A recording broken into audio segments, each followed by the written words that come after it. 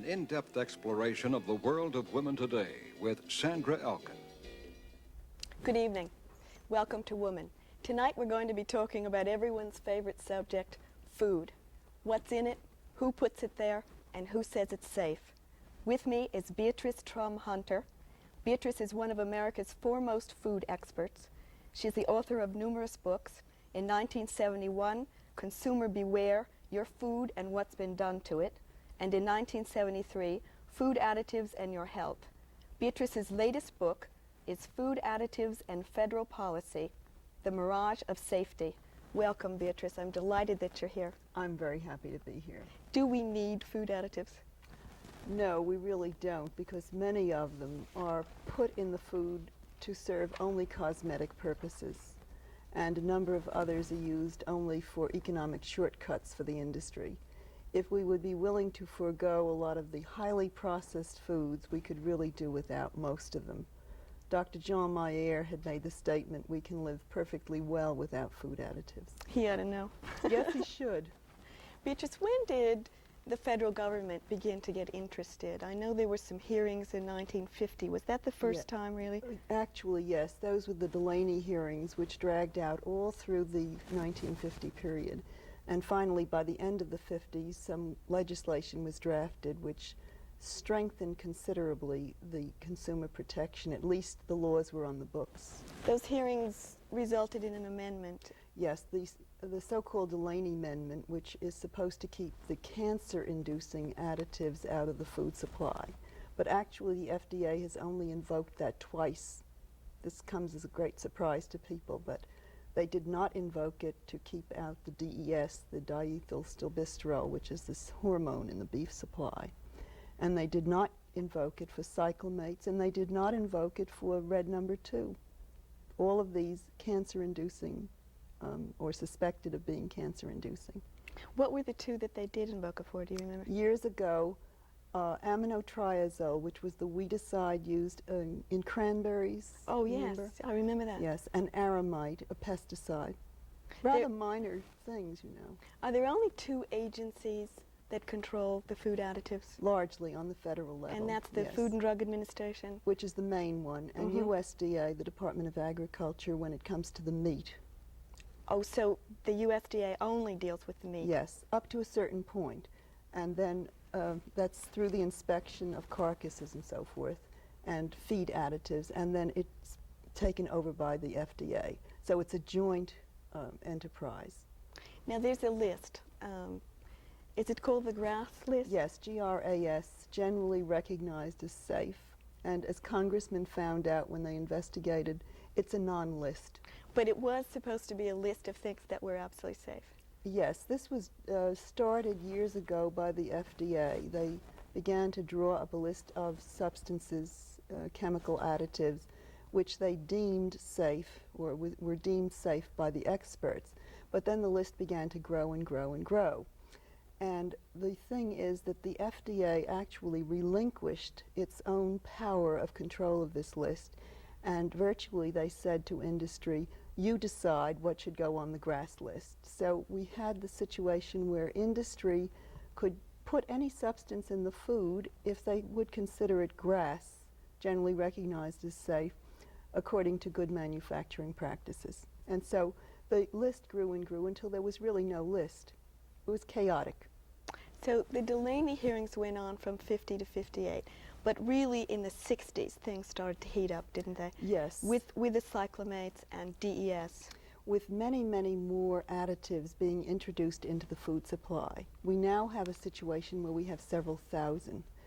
And all of these additives made it possible to put all of these highly convenience foods on the market. You know, the very overprocessed foods, which couldn't exist without artificial colors and flavors, preservatives, extenders, emulsifiers, antioxidants, and all the rest. It's really kind of a merger between the food industry and the chemical industry, isn't it? And the drug industry. Right, and the drug industry. And packaging is also part of it, because this also is considered a food additive, the packaging material. And this in turn is also connected with the chemical industry, because many of the chemicals go into the packaging. And the drugs, of course, go into the animal feed. So we have quite a complex conglomerate and advertising agencies. And So it's an forth. incredible economic impact, It isn't it? is. It's very big business. And really, I guess what you're saying in the book is that it's not being controlled properly. No, because of the thousands of additives that the FDA has allowed to proliferate, it's an impossible policing job. Because many of these additives have been in use for a long time, and they're based on very old tests, which are, by present standards, very inadequate. They're crude. You know, years ago, if an animal didn't drop dead immediately after being given the food additive, the additive was considered safe. That may be an exaggeration, but it's almost that bad. The present testing is quite different. We know that many more questions have to be asked. Different species of animals have to be tested. Reproduction studies of several generations of animals, so we have more material. But the fact remains that many of the additives in use are only based on these very old, inadequate tests, and we're in for many surprises as time passes. Many of the substances that had formerly been considered quite safe upon further investigation, of course, have been shown to be very hazardous. Like, give us an example. Well, the cobalt salts, which were used in beer to control the foam, they caused a lot of cardiac arrests and deaths in heavy beer drinkers. These are materials that had to be withdrawn. Diethyl pyrocarbonate, DEP. I'm glad you're pronouncing these, not me. Which was a preservative in some beverages, and it was believed to be a perfect preservative because it supposedly disappeared from the beverage before it was bottled. We now know that it could combine with things in the beverages at a certain pH level and formed urethane, which is cancer-inducing. Agene, a flour bleach which was used for many years until it caused, or was found to cause running fits in dogs and probably central nervous system disorders in man and woman, and it had to be banned. Of course, the industry was given a long time to use up its supplies before the ban actually cut off. Is that usual? It's very typical with red number 2, although recently the FDA did take action against it. They made it quite clear that industry could use up its supplies. No foods or consumer goods were drawn from the market containing red number 2. Well, if there aren't really advantages always to the consumer, what are the advantages to the manufacturer of being able to put all these things in food? They are very often economic shortcuts. Much of the food, for example, that is highly processed is exposed to very high heat or puffing or explosion or agitation, and the color is lost or the flavor goes flat. And so the artificial colors and flavors supposedly restore, at least to the eye or to the palate, what has been lost. But at what a cost if these things are hazardous? And of course they're also deceptive, because if you get something that tastes like strawberry in the ice cream, but there is no real strawberry, except that it's artificially colored and flavored, I think that this is deceptive. It makes the article appear much better than it is in reality. Or if emulsifiers are used in the ice cream to make it appear as if it's very rich cream when there's no cream actually being used. This is deceptive too, and it can be hazardous. There are some ice cream makers who deserve to be complimented, Yes. though, I think. Yes, in every section of the country now there are good quality ice creams, and the manufacturers are willing on a voluntary basis to list the ingredients in the ice cream, because as you probably know, the ingredients are not usually listed on the ice cream. The FDA does not say that this is necessary, except for the flavor and the fact that there might be some artificial color used. So that we should commend food processors who are willing to use good quality ingredients and then to list them on the label. What do you think are a couple of the misconceptions that people have about testing? Well, one of the things that people used to say to me very frequently is, oh, if a thing is harmful, the government would not allow it. This, I think, has gone since Watergate and the revelations about CIA and FBI and other agencies of government. I think people have a much more healthy skepticism. Then I think another misconception in terms of the food additives very often has been, Well, but they use tests in such high quantities. You'd have to eat so much or so many tons of this or that to get the effects that are shown in the animals. And this is not true.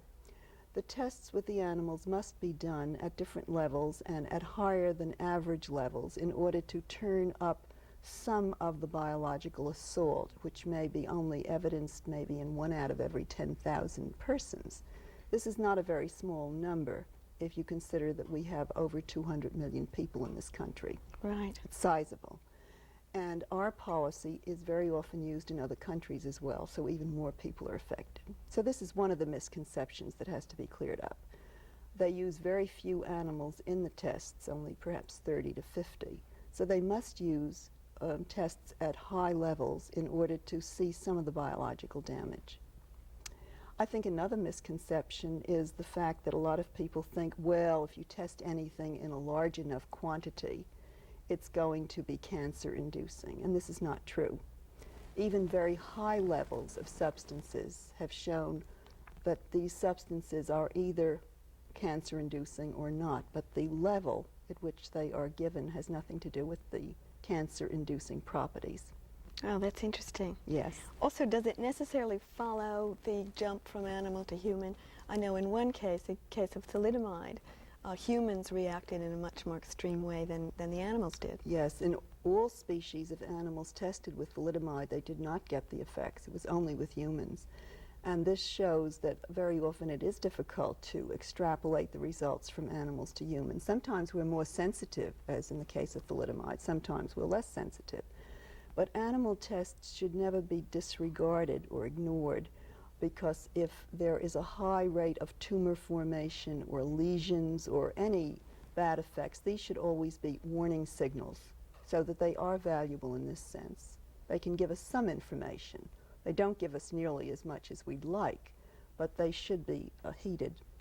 You mentioned earlier that, or like one of us did, about very often there being no benefit to the consumer, but a high risk. Yes. And I think in the book you use the example of the nitrate in baby food. Yes, so often we hear this phrase, benefit versus risk, and as some scientists said, it depends on who's getting the benefit. In this case, very often it's industry, and who's taking the risk, the consumers. With the nitrite in the baby foods, this is of particular interest because we do have crops that are naturally high in nitrate. For example, spinach or beet greens, or even to some extent carrots, have a certain level of nitrate. And the very young infant is at risk being fed any of these vegetables because they can have nitrate poisoning. They don't have the detoxification mechanism developed in their systems as you and I do as adults. So that very young infants should never be given these vegetables. Under 3 months of age, for example, they really could be very seriously poisoned, or it could even result in death. That's cleared up now, though, isn't it? That's been cleared up. And once spinach is cooked, it should not be allowed to stand and then be recooked because the nitrate level goes up. This is something that mothers should know.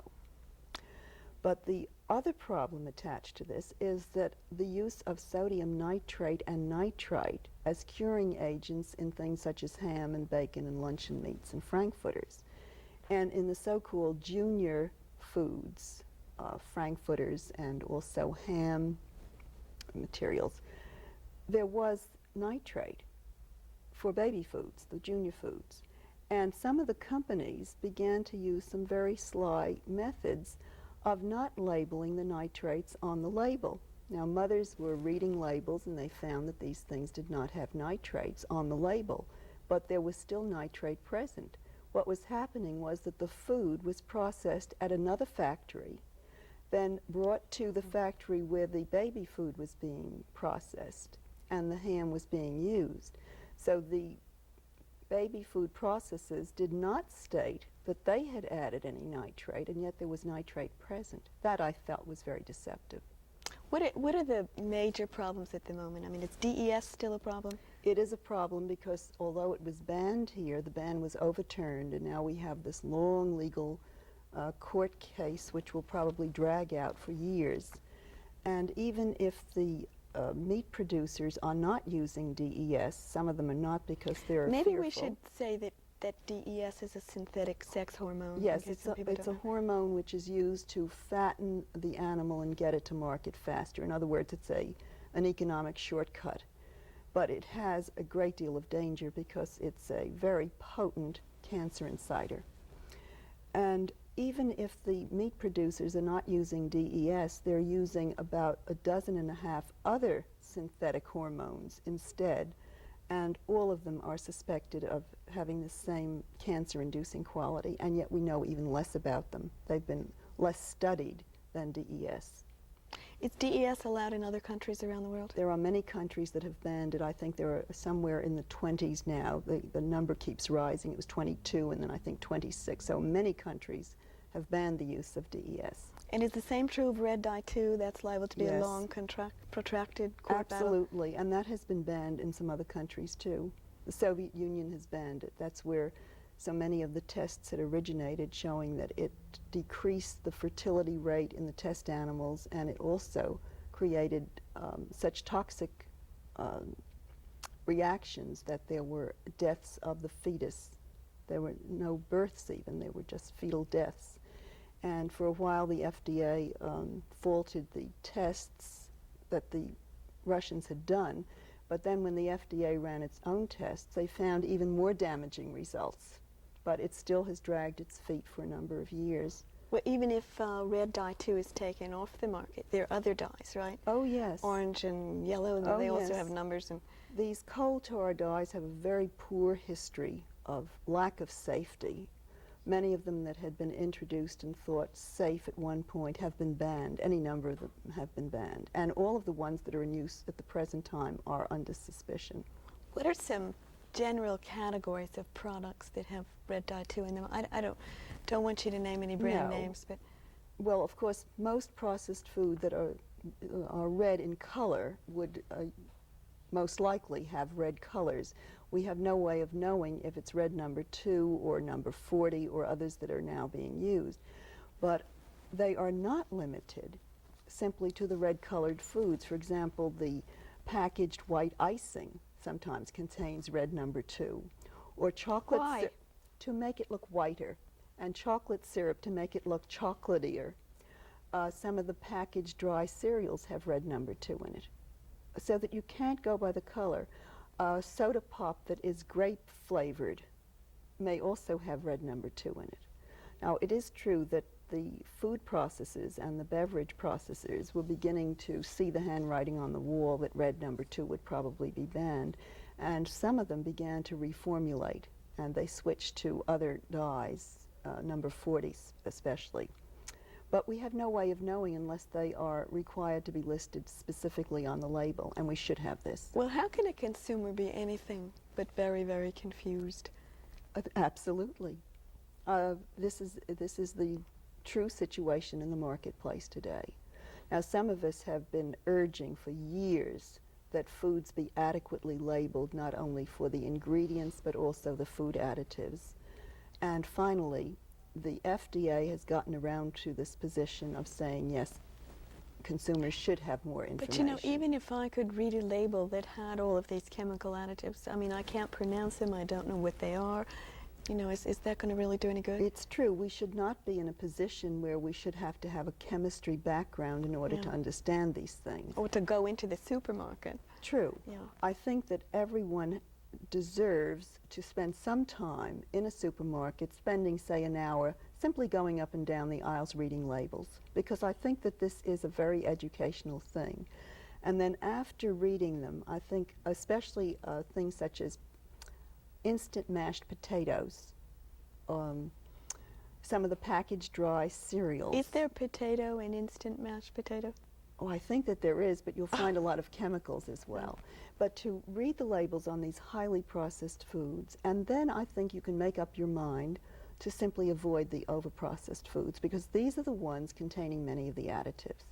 A friend of mine has put it very simply. He says, when you go into a supermarket, shop around the walls, the outer walls of the supermarket, because that's, of course, where you have your fresh fruits and vegetables, and the fresh meats and eggs and natural cheeses and poultry and fish. In other words, the things that have sustained humans throughout the But centuries. what if you write to the FDA and you say, I would like to know about food additives? What happens? Or Well, they will probably send you a primer on food additives, which is a lovely public relations job, telling you, don't worry your little head, little girl. Everything is fine. We are only using additives that are safe, and we wouldn't allow things if they were not safe. It is really a public relations job. Of course, a number of people have written to the FDA, either expressing their concern or worry, and this is why such a pamphlet has been put out. well, I assume the information is there for the asking if one wants it. I mean, is it not? No, Virginia, there is no Santa Claus. If you write to the FDA for information, and they must have an enormous amount in their files on the adverse effects of many of these additives, they're quite locked up. In recent years, the FDA has stated that it has had a change of policy. Formerly, they had only released about 10% of the information, and the rest, about 90%, was considered privileged information, trade secrets. They claim that they have reversed this position and that they are making available a great deal more, but this is not true. It looks very good on paper, their end reports for the year. Actually, if you write to them, first of all, you have to know what to ask for, and most people don't. Right. And then even if you know what to ask for, you're apt to get something that gives you very little information, if any at all. And it's costly. You have to pay for the service. Say I wanted to know about the dyes. How much would that cost? Do you know? Well, they cost so much that I figured out it would be thousands of dollars if I would try to find out information about specific additives.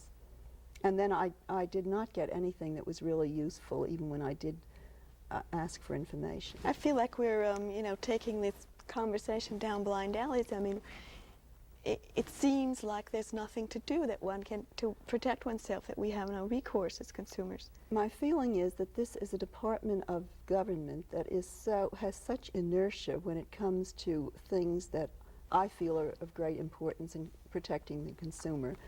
It's the most investigated of government agencies. There have been any number of congressional investigations by the GAO, which oversees federal agencies, by consumer groups, by public interest groups. And the department just seems to go through all of these investigations, and it still has very little response as far as I can see. Of course, they don't have the funds and they don't have the personnel, right? Because this is an enormous amount No. wrong, right? Of course they have an enormous amount to do. This is true.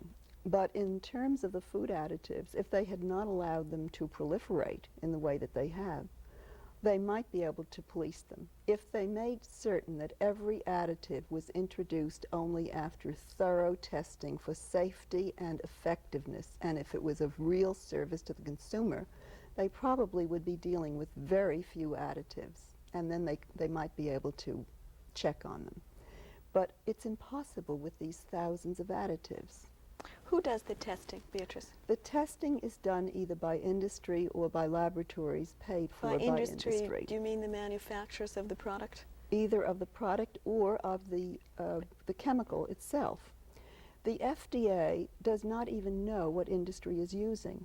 It only knows if some question has come about with the safety of it. And sometimes these questions only come from abroad or from scientists in other areas in basic research, for example. And it's only after it's brought into question that the FDA takes some interest. In other words, the burden of proof is to show the hazard rather than the safety.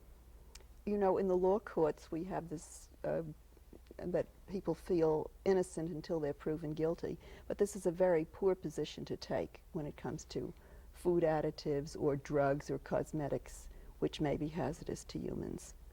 Also, one of the things that interested me in the book was the fact that you said the testers very often play games with words when they're describing the results. Yes. Can you give some examples of that? Well, there was an emulsifier used in foods for a number of years, and it seemed that it was producing some bladder cancer in test animals. And the FDA took the position that they could not prove that the emulsifier produced the bladder cancer, that the emulsifier may have been an irritant, which in turn then led to a condition in the bladder which made it prone to tumor formation, an indirect result, and for this reason they would not take action. What about DES? There was some... Well, in this instance, they allowed DES to be used without any testing procedure which was at a low enough level to actually test it properly, because below that level it's still active as a substance. Also, they would test it in tissues, but the DES residue might still be in the liver, and the liver was never regarded as edible tissue. So they said that the DES was only in the liver, as if nobody eats liver, you see. So that they formulated their own standards this way. And in another instance with a pesticide, a company that had been testing a particular pesticide, which scientists had found were producing genetic problems with defective offspring, malformations. The tests from this company did not show any malformations, and this was strange. When it was investigated, it was because the company had redefined what they termed malformations. They were simply ignoring things such as cleft palate or missing fingers or missing this or that. These things were just swept under the rug. Beatrice, we've only scratched the surface. Would you come back next week? I'd love to. Thank you for watching, and good night.